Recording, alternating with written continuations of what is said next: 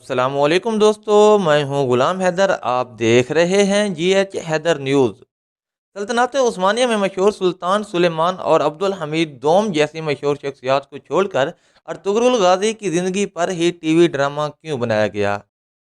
Ertugrul के बेटे उस्मान ने ख्वाब में ऐसा क्या देखा कि वो सल्तनत उस्मानिया की बुनियाद रखने पर मजबूर हो गया? अर्तुगरुल गाजी के बारे में उस्मानी रवायात क्या कहती हैं? नामालूम तारीख वाला सिक्का क्या है? क्या अर्तुगरुल का मज़ार आज भी अपनी असली हालत में मौजूद है या नहीं है?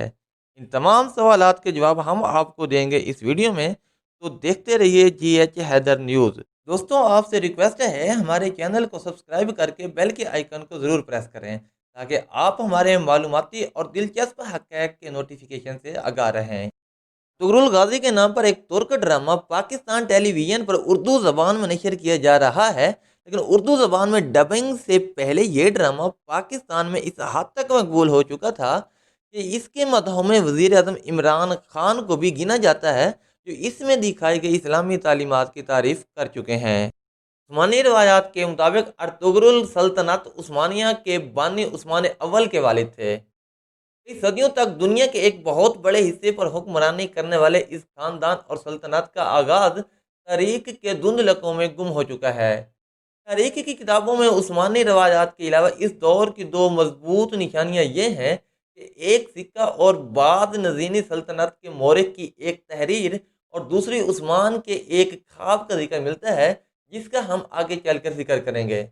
जो बात तय है वो ये कि उस्मान का ताल्लुक आज के तुर्की में अनातोलिया के इलाके में आबाद खाना बदोश कबीले से था और इसकी हुकूमत अनातोलिया की छोटी छोटी हुकूमतों में से एक थी, जिनकी ताकत में ज़्यादा फ़र्क नहीं था। तो सवाल ये पैदा होता है कि आखिर उस्मान या फिर उसके वालिद ने ऐसा क्या किया कि सिर्फ उसी खानदान का राज कबीले से छोटी रियासत और फिर अनातोलिया की बड़ी सल्तनत बनने से तीन बड़े आज़मों में फैला और फिर खिलाफत में तब्दील हुआ। सल्तनत उस्मानिया की बुनियाद 14वीं सदी के अवाइल में रखी गई और ये 20वीं सदी में ख़त्म हुई। इस दौरान एक ही खानदान से ताल्लुक़ रखने वाले 37 सुल्तान इसकी मसनद पर बैठे। एक मौरख के मुताबिक किसी खानदान का मुसलसल इतनी देर हुकूमत करना मोजज़े से कम नहीं। मौरख कैरोलाइन फिंकल अपनी किताब उस्मान का ख्वाब सल्तनत उस्मानिया की कहानियों में लिखती हैं कि उस्मानियों की कामयाबी की वजूहत कुछ भी हों, लेकिन इनकी अनातोलिया वो इलाका जो किसी हद तक आज की तुर्की के हदूद से मुताबिकत रखता है, में अपने हमसायों के साथ 2 सदियों पर फैली हुई लड़ाई इंतहाई सख्त थी। मोरख स्टीनफोर्ड जेशा अपनी किताब सल्तनत उस्मानिया की तारीख और जदीद तुर्की में इसी रवायत का जिक्र करते हैं कि सल्तनत उस्मानिया की शुरुआत तारीख के तालिब इल्मों के लिए हमेशा से एक अहम सवाल रहा है, लेकिन उस दौर के ज़राए की कमी और बाद के अदवार में लिखी गई रवायात में तज़ाद की वजह से पूरे यकीन से कुछ कहना मुश्किल है। उन्होंने इसी मशहूर रवायात को बयान करते हुए लिखा है कि उस्मानियों का जद्द अमजद सुलेमान शाह, जो कई कबीले के सरदार थे और 12वीं सदी के आखिर में शुमाली ईरान के इलाके में आबाद रहे। एक रिवायत के मुताबिक मंगोल हमलों के पेश नज़र दिगर बहुत सारे तुर्क कबाइल की तरह यह कबीला भी गुलामी और तबाही से बचने के लिए नए इलाकों की तरफ रवाना हुआ और ये शाह के मुताबिक ख्याल है कि सुलेमान शाह शाम में दाखिल होते हुए दरियाए फुरात में डूब गए और उसके बाद इनके 2 बेटे वापस चले गए, जबकि अर्तुगरुल ने मगरब की तरफ अपना सफ़र जारी रखा और अनातोलिया के इलाके में दाखिल हो गए। यहाँ सल्जूक हुक्मरानों ने उनकी मदद के बदले उन्हें अनातोलिया के मगरबी इलाके में ज़मीन दे दी। इस रवायात के मुताबिक 1280 में अर्तुगरुल चल बसे और कबीले की क़यादत इनके सबसे छोटे बेटे उस्मान को मिल गई। नामालूम तारीख वाला सिक्का फिंका लिखती हैं कि उस्मान के दौर से मिलने वाला वाहिद सिक्का अगर असली है तो इससे साबित होता है कि अर्तुगरुल यकीनन तारीखी शख्सियत है। इस सिक्के पर दर्ज है जारी करदा बराए उस्मान वल्द अर्तुगरुल दर्ज है। फिंकल मजीद लिखती हैं कि उस्मान का अपने नाम पर सिक्का जारी करना साबित करता है कि वो उस वक्त सिर्फ एक कबायली सरदार नहीं बल्कि अनातोलिया में अपने आप को सल्जूक मंगोल सल्तनत के साय से बाहर एक खुद मुख्तियार अमीर समझना शुरू हो चुके थे। मोरख लैसला पी पेरिस ने अपनी किताब दी इंपीरियल हरम वेमन and सेवरेंटी in the Ottoman empire में लिखा है, سلطنت عثمانیہ کے آغاز میں سب سے زیادہ سنے جانے والی روایت کے مطابق عثمان نے اپنی ابتدائی کامیابیوں کے بعد ایک خواب دیکھا تھا۔ اس خواب میں انہوں نے دیکھا کہ ایک درویش شیخ ادیب بالی کے سینے سے چاند نمودار ہوتا ہے اور اس کے اپنے سینے میں داخل ہو جاتا ہے۔ اس کے ساتھ ہی اس پیٹ سے ایک بہت بڑا درخت نکلتا ہے جس کا سایہ پوری دنیا پر چھا جاتا ہے۔ اس درخت کی شاخوں کے نیچے چشمے بہتے ہیں جس سے لوگ پانی پیتے ہیں اور کھیت سیراب ہوتے ہیں۔ عثمان نے جب شیخ ادیب بالی سے تعبیر پوچھی تو انہوں نے بتایا کہ خدا نے عثمان اور اس کی اولاد کو دنیا کی حکمرانی کے لیے چن لیا ہے۔ انہوں نے کہا کہ اس سے سینے سے نکل کر عثمان کے سینے میں داخل ہونے والا چاند ان کی بیٹی ہے جو اس خواب کے بعد عثمان کی اہلیہ بن گئی۔ فنکل لکھتی ہیں کہ ابتدائی عثمانی سلطانوں کو اپنے آغاز کی تاریخ معلوم کرنے سے زیادہ دلچسپی دوسروں پر حکومت کے اپنے حق کو ثابت کرنے میں تھی، اور ان کے نزدیک ان کی سلطنت کا آغاز ایک خواب سے ہوا تھا جو عثمان نے ایک بزرگ درویش کے گھر میں قیام کے دوران دیکھا تھا۔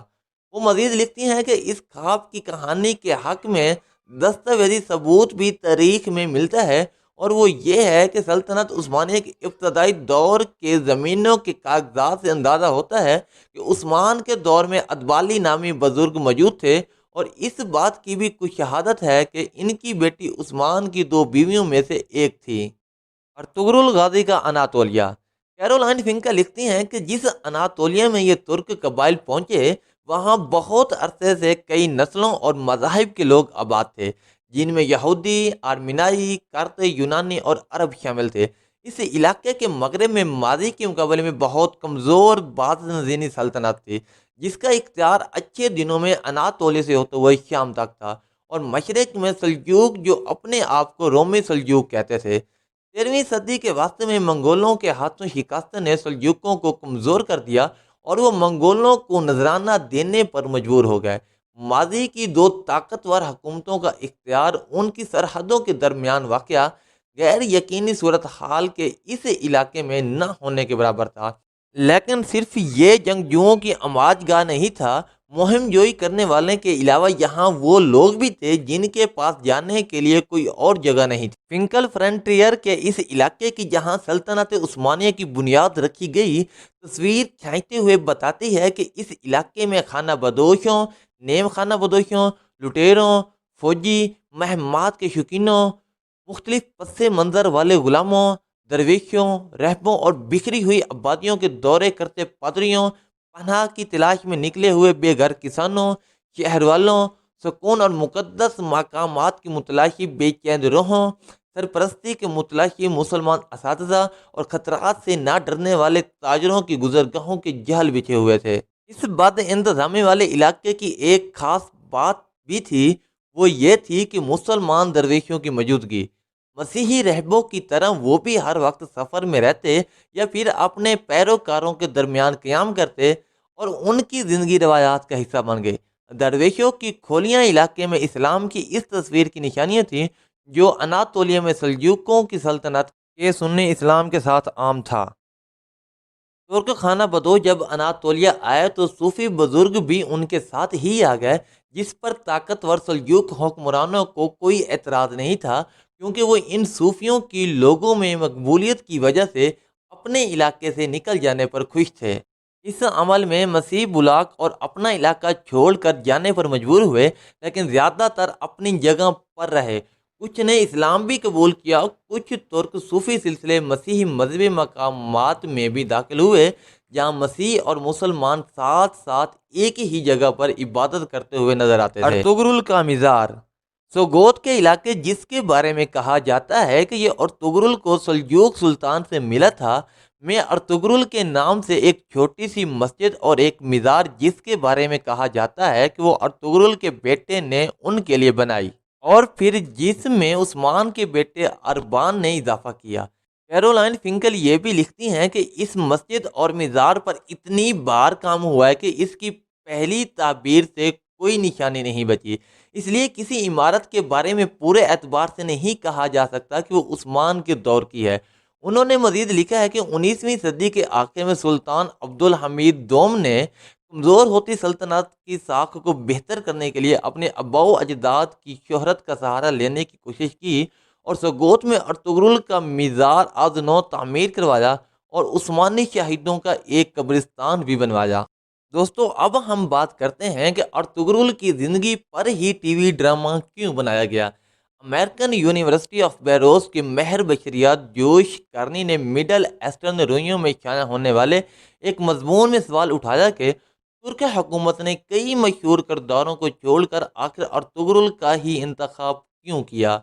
جوش کرنی کہتے ہیں کہ سلطنت عثمانیہ میں موجود سلطان سلیمان اور عبدالحمید دوم کی شہرت ارطغرل سے بہت زیادہ ہے، لیکن ارطغرل پر ٹی وی سیریل بننا بغیر وجہ نہیں۔ ترک T V channel T R T کی دنیا بھر میں انتہائی کامیاب سری دریلس ارطغرل کو ان کی کائی قبیلے کی اناطولیہ میں مختلف دشمنوں سے لڑتے ہوئے پیش رفت پر مبنی ہے۔ نتیجتاً جب تاریخی کردار ارطغرل کے بارے میں بہت کم لوگ جانتے ہیں، ٹی آر ٹی کا کردار ترکی میں اور ترکی سے باہر مقبول ہے اور لوگ اس سے پیار کرتے ہیں۔ سن 2018 میں لکھے گئے اس مضمون میں کارنی کہتے ہیں کہ اس سیریز کے کئی پہلو ترکی میں ہونے والے آئینی ریفرینڈم کے اشتہاروں میں واضح تھے، جس سے کوئی شک نہیں رہتا کہ تاریخ اور پاپولر کلچر کو سیاسی فائدے کے لیے اکٹھا کر دیا گیا ہے۔ کارنی کہتے ہیں کہ ایک ایسے کردار کے بارے میں ٹی وی سیریل بنانے میں جسے لوگ نہیں جانتے، آسانی یہ ہے کہ اس کو کسی بھی رنگ میں پیش کیا جا سکتا ہے، جبکہ مقبول شخصیات کی خوبیوں اور خامیوں کے بارے میں لوگ آگاہ ہوتے ہیں۔ کارنی کہتے ہیں کہ اس سے پہلے سلطان سلیمان کے بارے میں سیریل اس لیے اس طرح زیادہ کامیابی نہیں ہو سکی تھی کہ ارطغرل کے بارے میں سیریز بنانا ایسے ہی تھا جیسے خالی سلیٹ میں مرضی کے رنگ بھرنا۔ دوستو اگر ویڈیو پسند آئی ہو تو ویڈیو کو لائک کر کے چینل کو سبسکرائب ضرور کریں اور زیادہ سے زیادہ لوگوں میں